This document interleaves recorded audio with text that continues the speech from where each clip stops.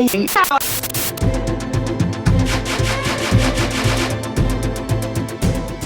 right, ladies and gentlemen, I am again in the seat. This is, I think, the fourth time with the amazing John Smulo.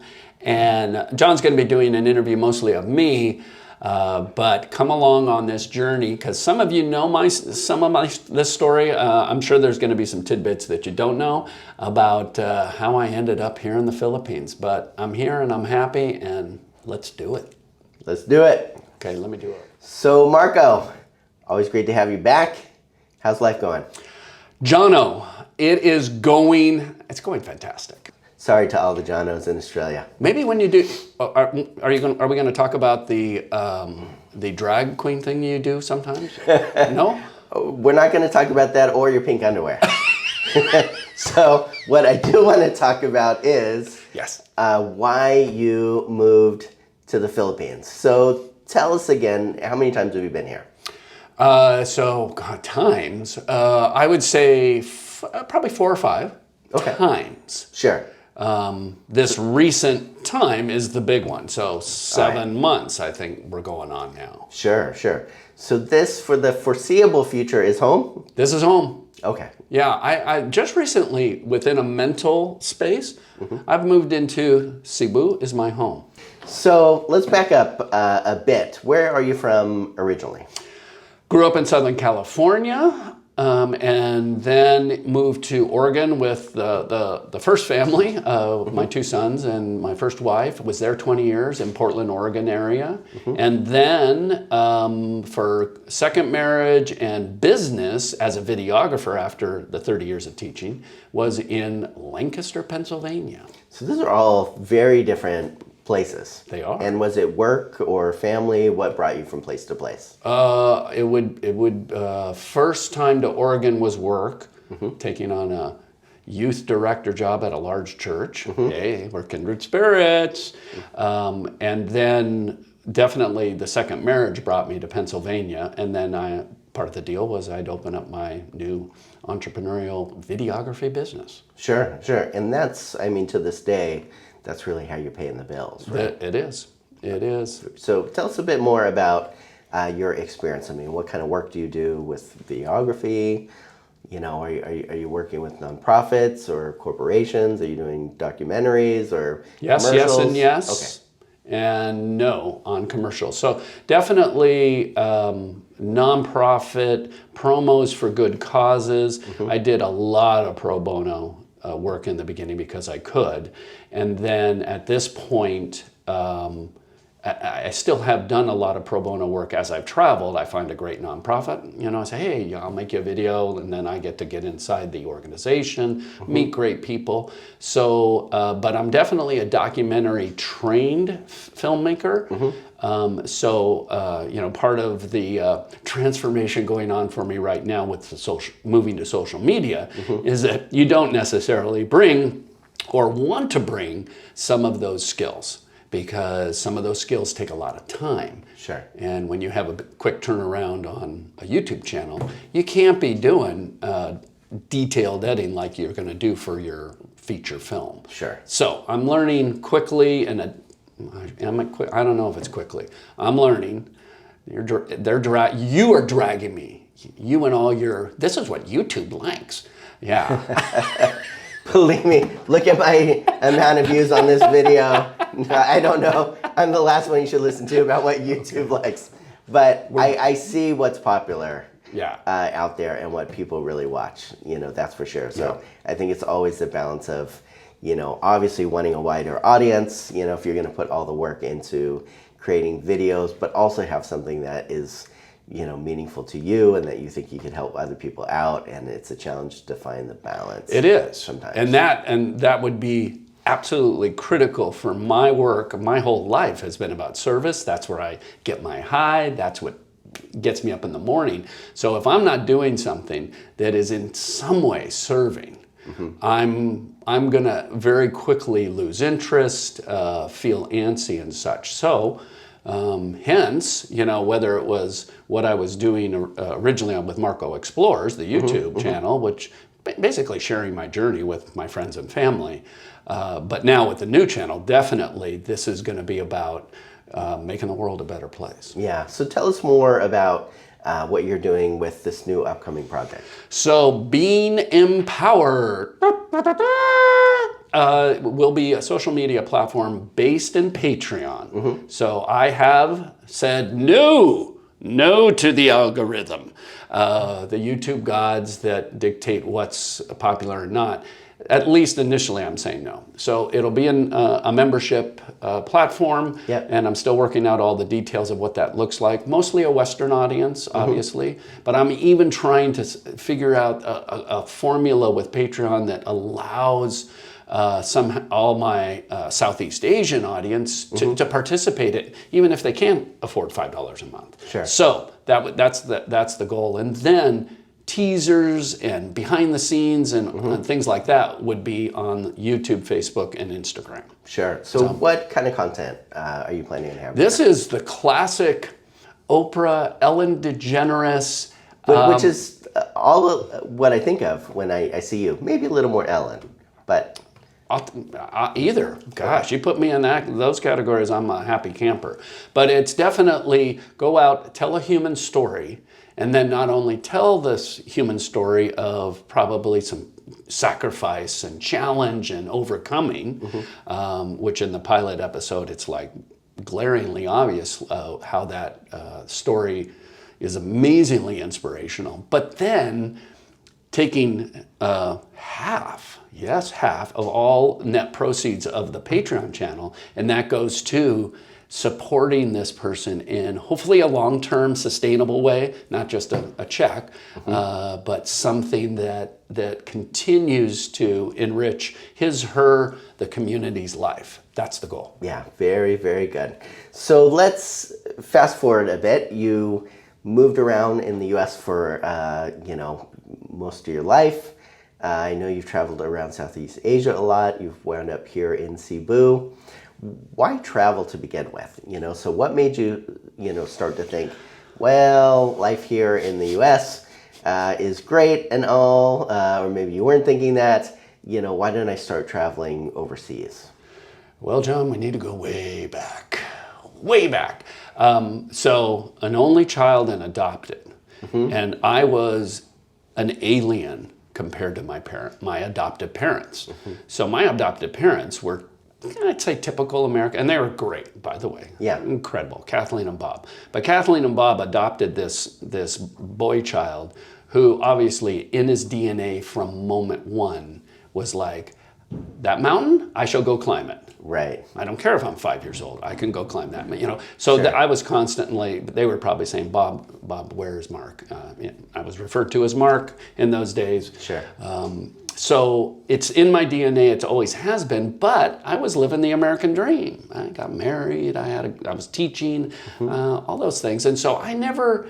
I always knew I wanted to travel, but it just never was. My parents didn't do it, and then I didn't have time because you're raising kids and family and career. And then in 2012, I finally had some time, had some money, especially summers when I was off teaching, and I started doing my service work. So I went over to Dominican Republic. I loved it.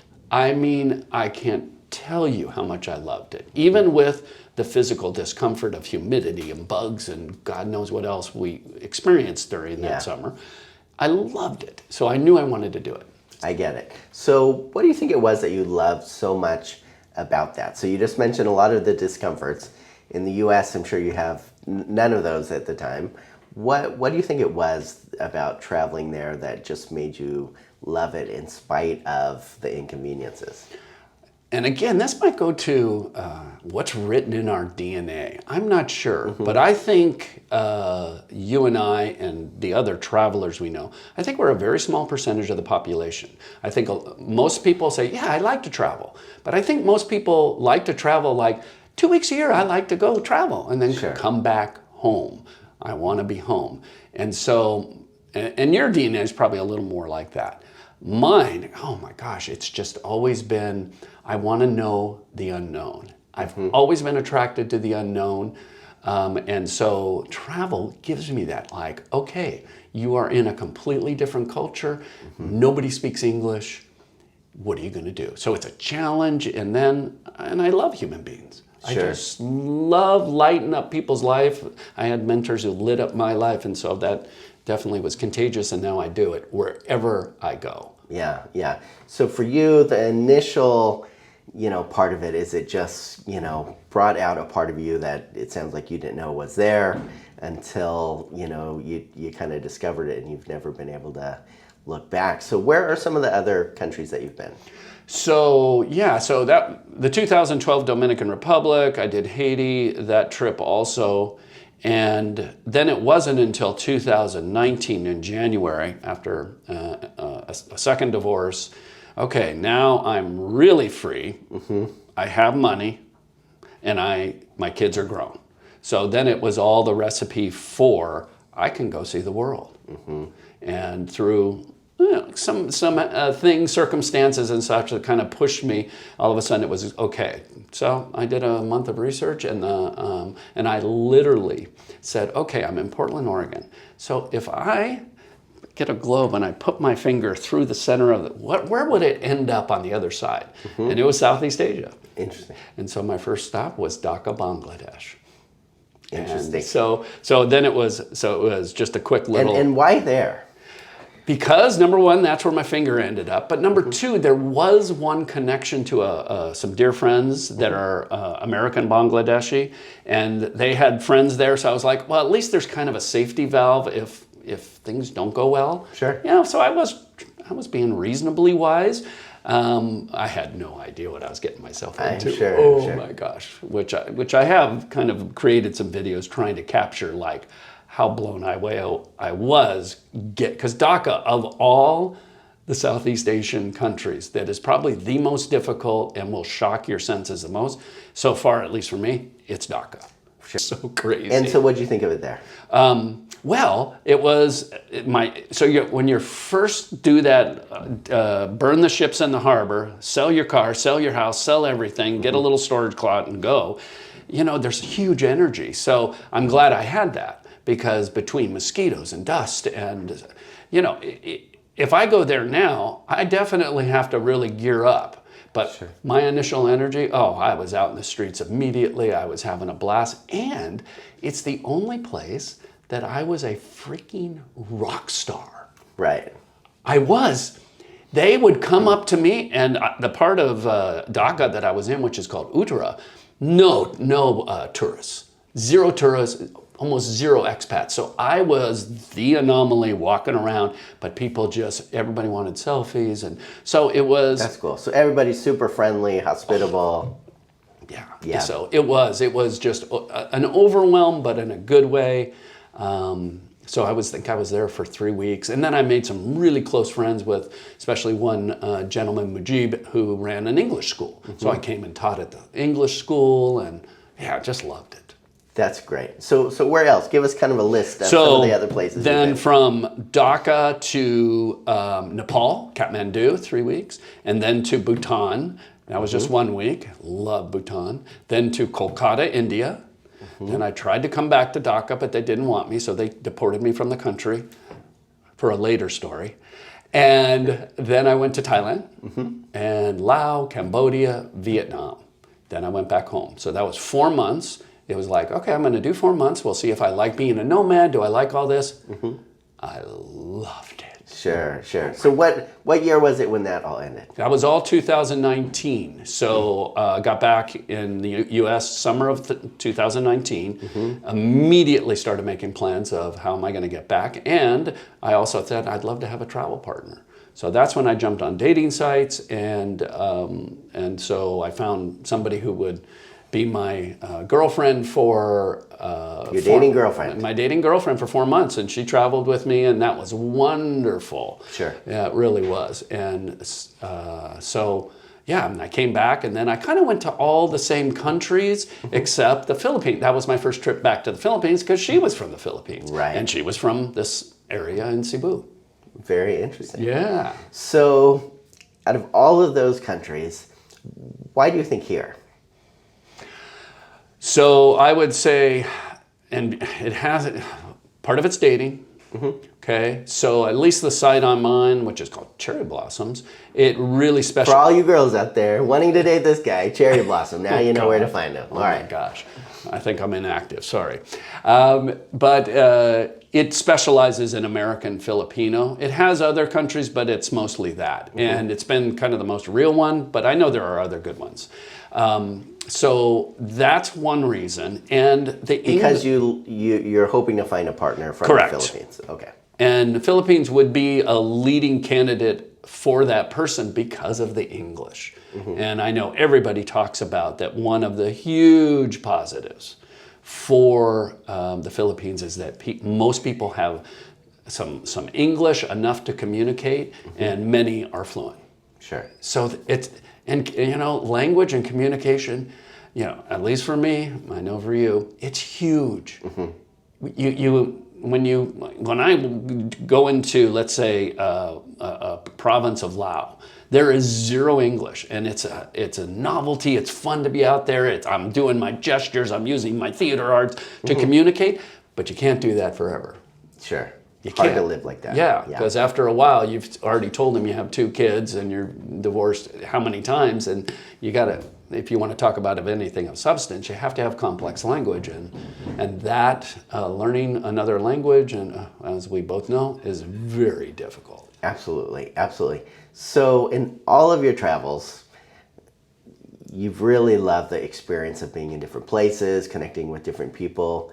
But for you, number one reason why you've wound up here in Cebu for the long term is really, this is where you want to meet somebody and settle down. Well, there's another reason. Okay, let's hear it. And I'm looking at it.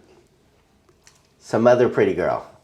Oh, I'm the pretty girl this time. Yes, you are. All right. You're the I've always wanted to be the pretty girl. You're the blue-eyed blonde, right?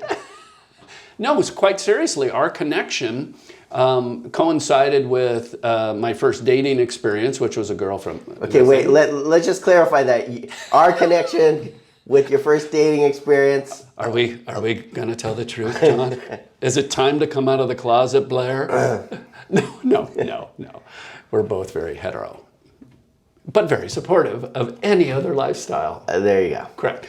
Yeah, no, you and I connected, and we... So we connected... I forget if it's through Internations. I think it was. Through the channel. I think it was Internations, and we just recognized, because we both yearned for deeply connected friendship that can just talk about anything, and we have that, and it's rare. It's rare in the United States. And yet here we kind of found this. We realized it to some degree online, and so one of my goals was to get here and meet you. Yeah. And then that's blossomed into not only all these possible soulmates that are here in this local area, but also now my platform and everything. I'm basing it right out of here, at least to begin with. Yeah. So you came here, especially looking for a partner. What's that been like, here now that you've been here for a more extended period of time? How would you say your experience has been so far? Exasperating. It's been long. It's there's an exhilaration of I'm in the dating game again, Sure. And when you're at this age, being in the dating game, there is a certain wow, and especially here, because as we've talked before about foreign power and the women, being generally very open to you. It's intoxicating. So all of that has been, but it's been going now 2 years. And I am really ready to let that go and find the one. But I just haven't found yet. So, and granted, and we've talked about my little checked boxes that I have. I have a lot. And I'm actually continually questioning with your help of okay, I need to remove some of these boxes possibly. Sure. Because I do want to be happy in a monogamous situation, her supporting me supporting her and such. So, but it's, even, I get on Cherry Blossom. I can be on there 1 week and I'll have my inbox with 50 possible filtered, these are possible. So that takes a lot of time to now start communicating. Hi, my name's Marco. It's a full-time job. Maybe you need to hire a full-time VA with Purple Cow just to help you filter. We've talked about that. Hello, boom. I say that's the new business model for expats. I think most expats, at least that I see, and I don't want this to sound like, oh, I'm just way more picky than everybody else. But I think a lot of other expats, they don't have quite this criteria, and they're okay to sacrifice, let's say, a fluent high-level English. Sure. I'm not. Sure. That just has to be there. And so that does knock out a big portion of the population here that just doesn't have that level of English. But it's just critical for me in how I do relationship, whether it's friendship or a soulmateship. Yeah, I get it. So I think that for you, being able to communicate with somebody, have deep conversation, really connect, in a meaningful way is very important to you. Right. You're looking for something for the long term, and it does take longer. I think a lot of guys watch expat channels here, and they just see how many beautiful Filipinas there are and seeing people happy. But the hard part, no matter where you are, I think, in the world, is just finding someone that is really right for you, that you connect with, that'll work for the long haul. And so, I'm kind of watching from a distance. Well, not from a distance. I'm watching pretty up close. You're in the inside. I'm in the front row. Yeah, kind of watching your journey over here, and you're backstage, my friend. All right. You're in the green room. I don't want to brag. I got my Marco fan pass watching your dating journey over here, and oh my gosh. Yeah, it's gonna happen. But I think if you're really looking for a great relationship, it's not always quick and easy as the YouTube videos make it look. And this is why I have friends like you and my American friends, the constant reminder of it's going to take some time. Be patient. It might be tomorrow. It might be next year. But and I admittedly am getting a little antsy and impatient, and here we go again. I just had a recent. I thought it was it. I thought this might be it. This might be it, and then it's not. And so it's literally depressing. And it's not long depression, but it's okay, back to square one, and man, opening up that cherry blossom again was here we go. Right. But I have also, through even just walking through the city, met some possibilities that way too. So, who knows? Some people believe in kind of the whole destiny, and if you're religious, God will provide, or if you're New Age, my vibes will, magnetically pull her in. And I believe a portion of all that, but I also believe in hard work. Sure. And the great thing about the dating sites is you have this incredible algorithm filter computation that you cannot do out in the real world. Yeah. So I do it, and I'm doing it. I hear you. Thanks for asking. You're welcome. So, always love hearing more of your journey over here. I have one final question for you. If you could have a TV commercial that has a short message on it, what would you want it to say? About the Philippines? About anything you want. Ooh. All right. Well, and I'm assuming it would be effective and reach millions. It could only reach whoever you want. Millions. It would be the secret of life, according to Marco. The Gospel of Marco would say that if you are in service to others, and that could be family, and of course here in the Philippines, whoa, you don't find more dedication and commitment to family than you do in the Philippines.